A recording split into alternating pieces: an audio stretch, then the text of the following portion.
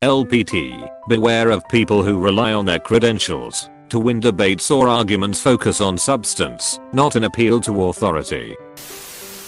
Conversely, sometimes credentials matter as well. An expert opinion could encompass years of first-hand experience, research studies, and literature reviews into a minute-long statement. Nonetheless, I think you have a fair point, and it pays to note that credentials aren't everything. So up you go. For sure, but by the same token those with credentials will likely also produce superior content. I could also follow this up by saying, LPT, beware of people who use emotional appeal to win arguments. Focus on content. Not everyone with credentials is capable of arguing. It's emotionally draining and usually pointless, at least on the internet. I gave up arguing about things related to my expertise a long time ago. Unless it's participating in a discussion with people who obviously know what they are talking about. You've got opportunity to learn something, whether right or wrong. Me too. I blow all my chips arguing against intelligent design years ago. Now I put my energy into producing more research that might be of use to the world, rather than arguing with numbskulls on the internet. Credentials alone are insufficient. However, credentials proving experience, expertise, knowledge and understanding in the / exact area of question, especially if recognized and backed by peers and opponents alike, are pretty goddamn bulletproof. Just being in a church for 50 years doesn't make you an expert on every quasi-philosophical question. But being a scientist in the exact area of, say, viral biology for years, published and with titles, doctor, prof, etc., in that area, they can pretty much rely on those credentials alone. Work at a university, often with professors, can confirm. An appeal to authority is typically just a request for a higher level of discourse, and for the slack-jawed yokel drooling on their keyboard to produce evidence for their idiotic claims. Nobody has the time to write a book for every ignorant boob who expresses an opinion, and it probably won't get read anyway. I agree with this in theory, but if we personally verified every bit of knowledge that had ever been uncovered, we would spend extraordinary amounts of money and time and never get anything done. Credentials are a sort of shorthand which indicate a probability of reliability. Very true. But I'm Marizo referring to debates. Like obviously if you're sick, you're likely going to want to see a doctor. They train to deal with this stuff. It's probably a safe hunch they know what they're doing. If your car is broken, it's probably a good idea to see a mechanic. However, if you're debating with someone regarding economic policy, or politics, or even medical treatment or something like that, in a good-spirited debate, or raising of a concern, the content is what matters, not just the credential. Qualified people are still just PR. They can be prone to letting their egos get in the way of their critical thinking and analysis skills just like any other human being does. The types of people who simply settle a debate by, I am, insert credential therefore, I'm right, beware of those people. If they are right, they could likely explain that in simple terms or point someone in the direction to dig up the info themselves. If they are just using their credentials as evidence in its own right, unless it's a super obvious case, I suppose it's usually just a mask of ego being used to dodge legitimate questions. Even medical treatment or something like that. This is why we have anti-vaxxers. People won't believe experts, they're doctors, anymore. Doctors go to school for 12 years. You can't encapsulate 12 years of knowledge in a 30-minute debate, except by using credentials to show you have 12 years of learning. Yeah, but by the same token they could settle the debate extremely quickly. The evidence is so obvious with vaccinations. You don't need 12 years of knowledge to know that. If they are debating with someone who refuses to see the evidence, it's really not much of a debate. I've challenged doctors with prescription medications before. The guy was insulted. I went to another doctor who then, first of all, legitimatized my concerns, and secondly, discussed alternative arrangements. Jesus, especially these days with such a conflict of interest between medical professionals and pharmaceuticals. You bet I'm going to at least inquire about and research any prescription drug that is being pushed. You really do, if you want them to actually understand the evidence. Unless they already have a background in biology and statistics which enable them to comprehend all the meta-studies. They're still just taking the doctor's word based on his credentials. Subject matter experts. Matter. Credentials matter.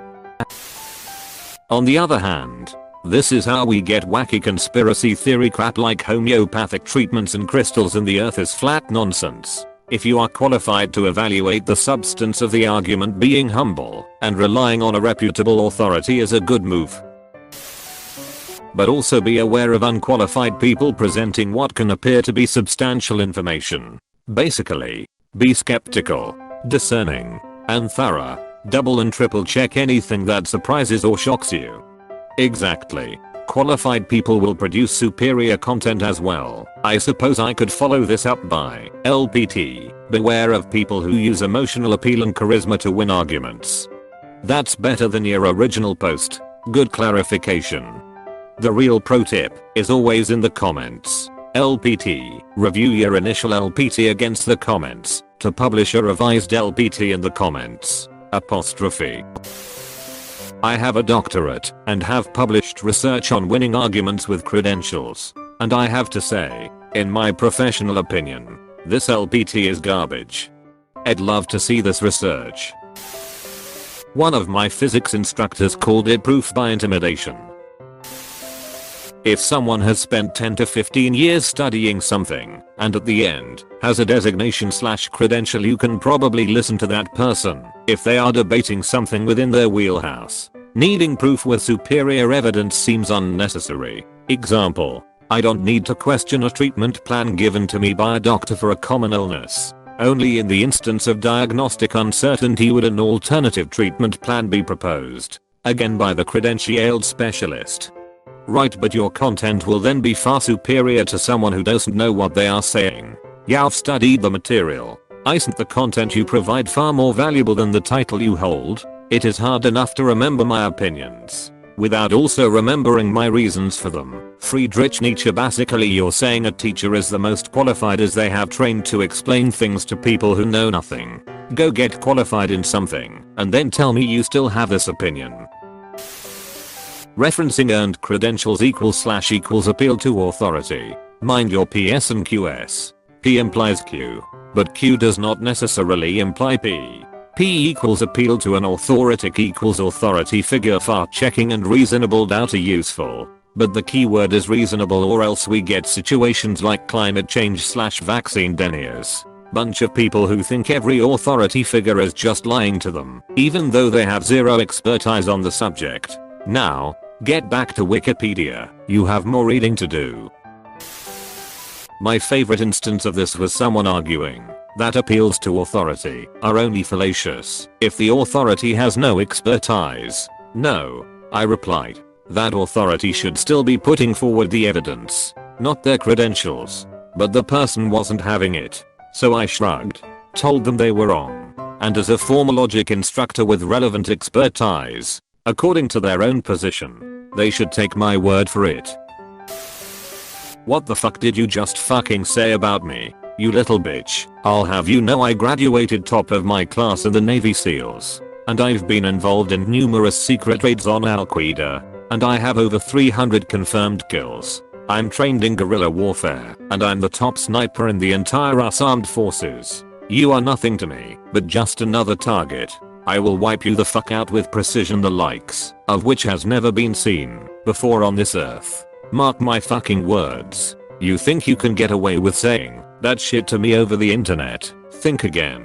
Fucker. As we speak, I'm contacting my secret network of spies across the USA, and your IP is being traced right now, so you better prepare for the storm. Maggot. The storm that wipes out the pathetic little thing you call your life. You're fucking dead. Kid, I can be anywhere, anytime, and I can kill you in over 700 ways. And that's just with my bare hands. Not only am I extensively trained in unarmed combat, but I have access to the entire arsenal of the United States Marine Corps, and I will use it to its full extent to wipe your miserable ass off the face of the continent. You little shit. If only you could have known what unholy retribution your little clever comment was about to bring down upon you. Maybe you would have held your fucking tongue. But you couldn't. You didn't. And now you're paying the price. You goddamn idiot. I will shit fury all over you, and you will drown in it. You're fucking dead, kiddo. Lol wow. And at the same time stupid people think they're smart. Yes, that is true. I'm making some pretty bold assumptions about the nature of an argument. Hey, my doctor talks about hereditary and genes like that's relevant. Well, my B Simone Jits got radiation treatment for her cancer and my physics teacher told me the sun gives off radiation. That's two sources to one that say I got to sunbathe to get rid of my tumor. He'll learn B was wrong pretty quick, I reckon. The alternative is appeal to charisma. We either trust the experts or trust the person who we want to believe. This is why Karen is an anti-vaxxer. Nice tip, but where's your PhD or SID exactly? Facebook mom. Nah. Vaccines do summon demons that stick their fingers up your children's ashalas, doctor. Look, I've trained for 25 years and can assure you that Facebook mom, louder, and doctors want to stick needles in your kids to practice voodoo. I heard about it on TikTok. Yaddle. Take this with a grain of salt. Sometimes your credentials are enough to win a debate. Source, am a Mr. Debater. Facts don't care about your paycheck, facts don't care. If you're a single mom, facts don't care. If you have shotguns before, facts don't care. How much research you've done. Facts don't care about what you majored in, facts are facts. This is indisputable. In theory. In practice. Both sides of a given argument usually believe that the facts only back up their side. This is how I feel about people who quote others too often. As though they are trying to borrow authority from the name, rather than the quote. Nice tip, but where's your PhD or SID exactly? If you're ever curious how CNN manufactures such transparent parties and propaganda. This is how. Said the flat earther to the anti-vaxxer. I'm forever having this problem with people who defend routine infant circumcision. Despite there being studies to prove that it isn't as beneficial as claimed and that it's much more harmful than claimed. Also the fact that doing the equivalent surgery on a girl would have one sent to prison, doctor or otherwise, because it is illegal. This is why I only trust Karen selling essential oils and not doctors with their board certifications. Just because it's your job doesn't mean you know what you are talking about. There are a lot of people who are terrible at their jobs. No, it's a basic level of argument called ethos. It is essential that the people in the argument are educated on the subject and have airtight credentials, so we won't have this rampant misinformation epidemic, and it makes total sense that an audience member would rather trust, say, a disease control specialist or scientist than a nutritionist. But what do I know? Carl Sagan addressed this in his book Cosmos. He said, they, the Pythagoreans, did not advocate the free confrontation of conflicting points of view. Instead, like all orthodox religions, they practiced a rigidity that prevented them from correcting their errors. Cicero wrote, in discussion it is not so much weight of authority as force of argument that should be demanded. Indeed, the authority of those who profess to teach is often a positive hindrance to those who desire to learn. They cease to employ their own judgment and take what they perceive to be the verdict of their chosen master as settling the question. Hey, thanks for watching, and don't forget to subscribe.